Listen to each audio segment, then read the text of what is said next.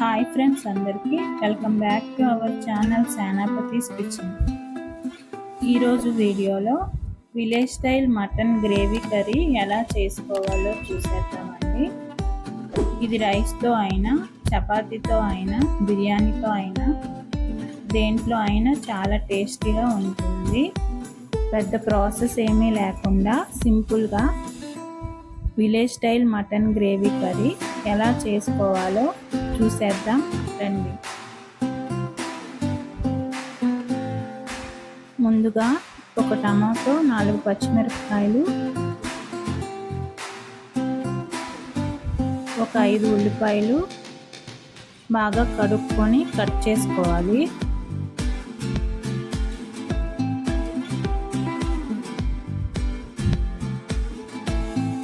ఉల్లిపాయని ఈ విధంగా కట్ చేసుకున్నానండి.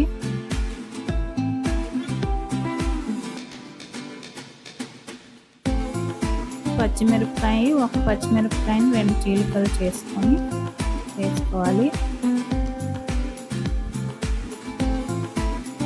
అలా అన్ని పచ్చిమిరపకాయలు కట్ చేసుకోవాలి.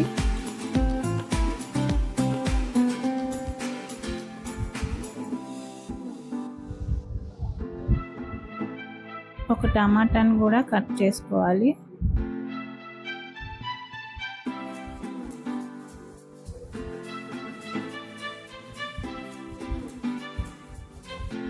అవి అలా కట్ చేసి పక్కన పెట్టుకొని, మటన్ పెద్ద పెద్ద పీసులుగా ఉంటే చిన్న చిన్న ముక్కలుగా కట్ చేసుకోవాలి.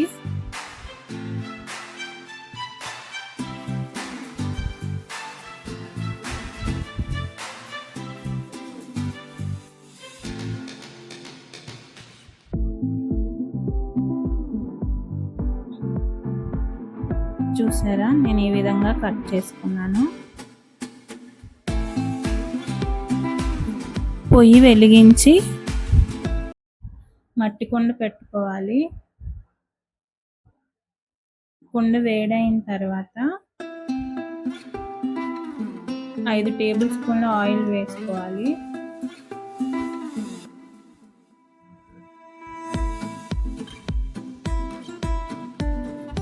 ఆయిల్ వేడైన తర్వాత కట్ చేసి పెట్టుకున్న ఆనియన్స్, పచ్చిమిర్చి వేసుకొని ఒకసారి కలుపుకోవాలి. అందులోనే 2 రెమ్మల కరివేపాకు తుంచి వేసుకోవాలి. ఒకసారి కలుపుకొని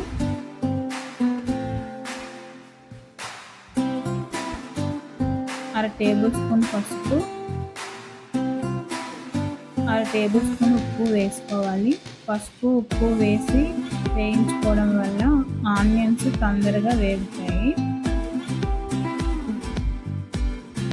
మూత పెట్టి ఒక 2 నిమిషాల పాటు అలా వేగిన తర్వాత అవి కలుపుతూ గోల్డెన్ బ్రౌన్ కలర్ వచ్చేంత వరకు వేయించుకొని అల్లం వెల్లుల్లి పేస్ట్ వేసుకోవాలి. అల్లం వెల్లుల్లి పేస్ట్ పచ్చివాసన పోయేంత వరకు కలుపుతూ వేయించుకోవాలి.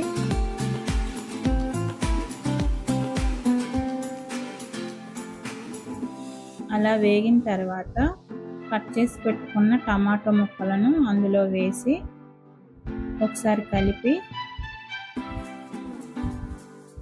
మూత పెట్టుకొని ఒక 2-3 నిమిషాల పాటు ఉడికించుకోవాలి.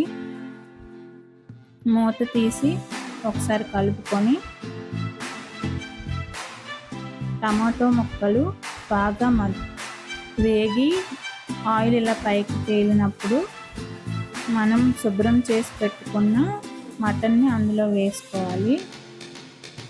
గరిటెతో బాగా కలిసే వరకు కలుపుకోవాలి. అలా కలిపిన తర్వాత మూత పెట్టుకొని ఒక 4-5 నిమిషాల పాటు ఉంచి మూత తీసుకొని ఇంకొకసారి కలుపుకోవాలి.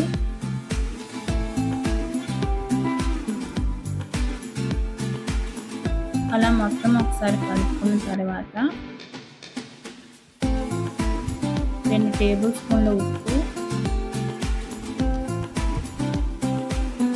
3 టేబుల్ స్పూన్ల కారం వేసుకొని, నేను వేసుకున్నది మసాలా కారం అండి. అందుకని నేను విడిగా ఎక్కువ మసాలాలు ఏం వాడట్లేదు. మీకు కావాలనుకుంటే ధనియాల పొడి, జీలకర్ర పొడి వేసుకోవచ్చు.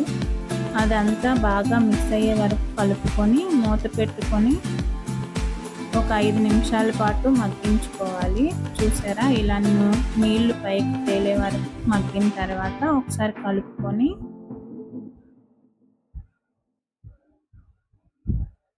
అందులో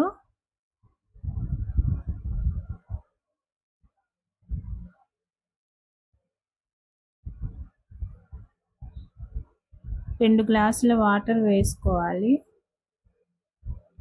మటను లేతదో ముదరదో దాన్ని బట్టి మనం వాటర్ వేసుకోవాలండి.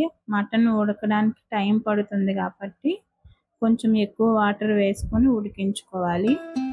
ఒకసారి కలుపుకొని మూత పెట్టుకొని ఒక 20 నిమిషాల పాటు ఉడికించుకోవాలి. చూసారా, ఇలా ఉడుకుతుంది. మధ్య మధ్యలో ఒకసారి కలుపుకోవాలి.